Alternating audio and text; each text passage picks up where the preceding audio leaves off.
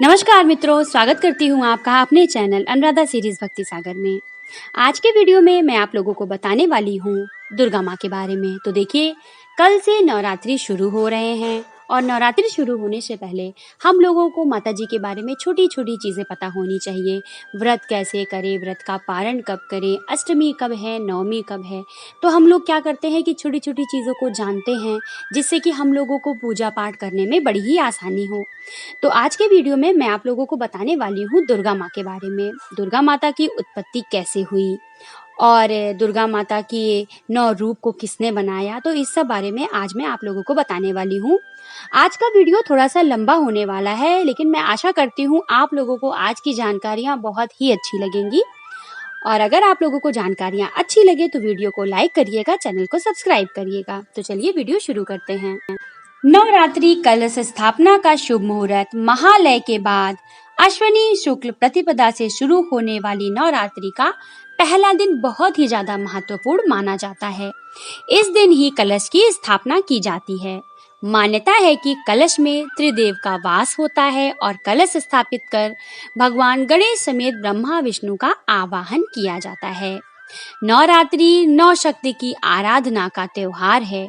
नवरात्रि 26 सितंबर दिन सोमवार से शुरू हो रही है।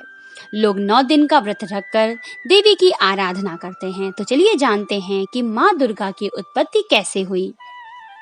मार्कंडेय पुराण के अनुसार दुर्गा अपने पूर्व जन्म में प्रजापति दक्ष की कन्या के रूप में उत्पत्ति हुई थी, जब दुर्गा का नाम सती था। इनका विवाह भगवान शंकर से हुआ था। नव दुर्गा सप्तशी के दूसरे अध्याय से जब दानव राज महिषासुर ने अपने राक्षसी सेना के साथ देवताओं पर सैकड़ों साल चले युद्ध में विजय प्राप्त कर ली और स्वर्ग का राजाधिराज बन चुका था, तब सभी देवता स्वर्ग से निकाले जा चुके थे। वे सभी त्रिदेव ब्रह्मा, विष्णु और महेश के पास जाकर अपने दुखद वेदना को सुनाते हैं। पूरा वृत्तांत सुनकर त्रिदेव बड़े ही क्रोधित होते हैं और उनके मुखमंडल से एक तेज निकलता है, जो एक सुंदर देवी में परिवर्तित हो जाता है। भगवान शिव के तेज से देवी का मुख, यमराज के तेज से सर के बाल, श्री विष्णु के तेज से बलशाली भुजाएं, चंद्रमा के तेज से दोनों स्तन, धरती के तेज से नितंब, इंद्र के तेज से मध्य भाग, वायु से कान, संध्या के तेज से भौहें, कुबेर के तेज से नासिका, अग्नि के तेज से तीनों नेत्र। देवताओं के द्वारा ही शक्ति का संचार भी देवी दुर्गा में ही हुआ। शिव जी ने देवी को अपना त्रिशूल, विष्णु ने अपना चक्र, वरुण ने अपना शंख, वायु ने धनुष और बाण, अग्नि ने शक्ति, ब्रह्मा ने कमंडलु, इंद्र ने वज्र, हिमालय ने सवारी के लिए सिंह, कुबेर ने मधुपान, विश्वकर्मा ने फरसा और न मुरझाए जाने वाले कमल भेंट किए। और इस तरह सभी देवताओं ने माँ भगवती में अपनी अपनी शक्तियाँ प्रदान करी। अब हम लोग जानेंगे कि माँ दुर्गा के 9 स्वरूपों को किसने बनाया। तो देखिए, जब ब्रह्मा, विष्णु और शिव की त्रिमूर्ति 10 दिशाओं वाली एक शक्तिशाली महिमा रूप बनाने के लिए एक साथ आई, जब दुर्गा पवित्र गंगा के जल से एक आत्मा के रूप में निकली, तो उन्हें सभी देवताओं द्वारा एक साथ मिलाकर एक भौतिक रूप दिया गया। उनका चेहरा भगवान शिव द्वारा बनाया गया था। उनका धड़ इंद्र द्वारा तैयार किया गया था। तो चलिए जानते हैं कि कौन सा स्वरूप क्या दर्शाता है। तो देखिए, माता जी का पहला स्वरूप जन्म ग्रहण करती हुई कन्या यानी शैलपुत्री स्वरूप माना जाता है। माता जी का दूसरा स्वरूप कौमार्य अवस्था यानी ब्रह्मचारिणी का स्वरूप है। तीसरा स्वरूप माता जी का विवाह से पूर्व तक चंद्रमा के समान निर्मल होने से वह चंद्रघंटा के समान होता है। माता जी का चौथा स्वरूप नए जीव को जन्म देने के लिए गर्भ धारण करने पर वह कूष्मांडा स्वरूप में है। माता जी का पांचवा स्वरूप संतान को जन्म देने के बाद वही स्त्री स्कंद माता हो जाती है। माता जी का छठा स्वरूप संयम व साधना को धारण करने वाली स्त्री यानी कात्यायनी का स्वरूप माना जाता है। माता जी का सातवां स्वरूप अपने संकल्प से पति की अकाल मृत्यु को भी जीत ले, वह काल रात्रि जैसी होती है। इसीलिए माता जी का सातवां स्वरूप काल रात्रि कहलाता है। माता जी का आठवां स्वरूप संसार यानी कुटुंब ही उसके लिए संसार है और उन्हीं का उपकार करने के लिए वह महागौरी हो जाती हैं। इसी तरह माता जी के आठवें स्वरूप को महागौरी कहा जाता है। नौवां स्वरूप धरती को छोड़कर स्वर्ग प्रयाण करने से पहले संसार में अपनी संतान को सिद्धि यानी समस्त सुख संपदा का आशीर्वाद देने वाली सिद्धिदात्री हो जाती है। इसीलिए माता के नौवें स्वरूप को सिद्धिदात्री कहा जाता है। तो चलिए अब जानते हैं कि माँ दुर्गा के जन्म की कथा क्या है। तो देखिए, माँ दुर्गा शक्ति का प्रतीक है और जानते हैं कि इस शक्ति की उत्पत्ति कैसे हुई थी।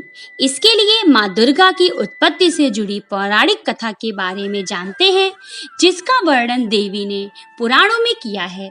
आदि शक्ति की उत्पत्ति कैसे हुई? पौराणिक कथा के अनुसार महिषासुर शुंभ निशुंभ रक्तबीज जैसे असुरों के अत्याचार से तंग आकर देवताओं ने त्रिदेव की आराधना की।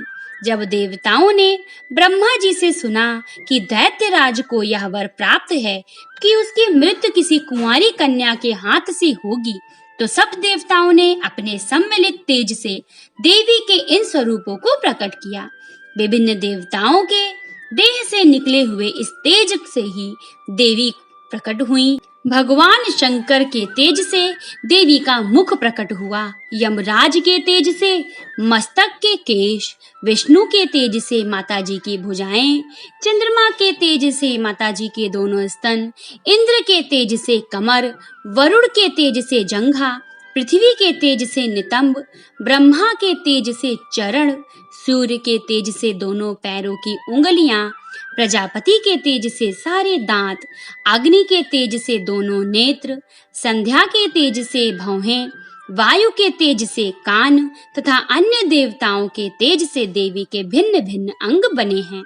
फिर शिव जी ने उस महाशक्ति को अपना त्रिशूल दिया, लक्ष्मी जी ने कमल का फूल, विष्णु जी ने चक्र, अग्नि ने शक्ति व बाणों से भरे तरकश, प्रजापति ने मणियों की माला, वरुण ने दिव्य शंख, हनुमान जी ने गदा, शेषनाग जी ने मणियों से सुशोभित नाग, इंद्र ने वज्र, भगवान राम ने धनुष, वरुण देव ने पाश व तीर, ब्रह्मा जी ने चारों वेद तथा हिमालय पर्वत ने सवारी के लिए सिंह प्रदान किए। इसके अतिरिक्त समुद्र ने बहुत उज्जवल हार, कभी ना फटने वाले दिव्य वस्त्र, चूड़ामणि, 2 कुंडल, हाथों के कंगन, पैरों के निपुर तथा अंगूठियां भेंट की। इन सब वस्तुओं को देवी ने अपनी 18 भुजाओं में धारण कर लिया। माँ दुर्गा इस सृष्टि की आदि शक्ति हैं, यानी आदि शक्ति हैं। पितामह ब्रह्मा जी, भगवान विष्णु और भगवान शंकर जी उन्हीं की शक्ति से सृष्टि की उत्पत्ति, पालन पोषण और संहार करते हैं। अन्य देवता भी उन्हें अपनी शक्ति मानते हैं। इस तरह माँ दुर्गा में समस्त देवताओं की शक्ति से पूर्ण स्वयं की शक्ति है, जिसका कोई भी मुकाबला नहीं कर सकता। इसलिए देवी दुर्गा की आराधना करके हम माँ से अपने पापों का प्रायश्चित करते हैं और सद्गति की राह पर चलने की प्रेरणा करते हैं। अंत में अब मैं आप लोगों को बताऊंगी कि नवरात्रि का महत्व क्या है। तो देखिए, हिंदू धर्म में नवरात्रि एक साल में 4 बार आती है, लेकिन चैत्र और शारदीय नवरात्र का विशेष महत्व होता है। हिंदू नव वर्ष की शुरुआत चैत्र नवरात्रि से मनाई जाती है, वहीं शारदीय नवरात्रि का भी अलग अपना महत्व होता है।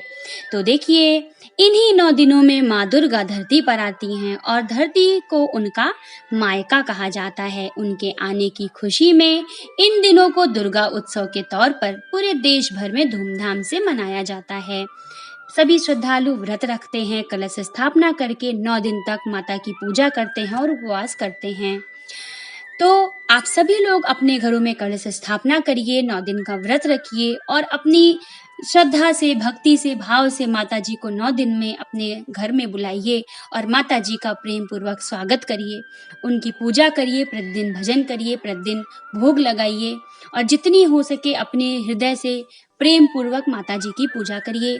और देखिए, कलयुग में ईश्वर से बढ़कर कोई भी साधन नहीं है और मैं इस चीज़ को बहुत ही ज़्यादा मानती हूँ। और आशा करती हूँ आप लोगों को हमारी आज की जानकारियाँ बहुत ही अच्छी लगी होंगी। वीडियो पसंद आया हो, वीडियो को लाइक करिएगा, चैनल को सब्सक्राइब करिएगा। मिलते हैं मेरे अगले वीडियो में, तब तक आप सभी लोग खुश रहिए, अपना ख्याल रखिए, माता की कृपा सब पे बनी रहे। जय भोलेनाथ।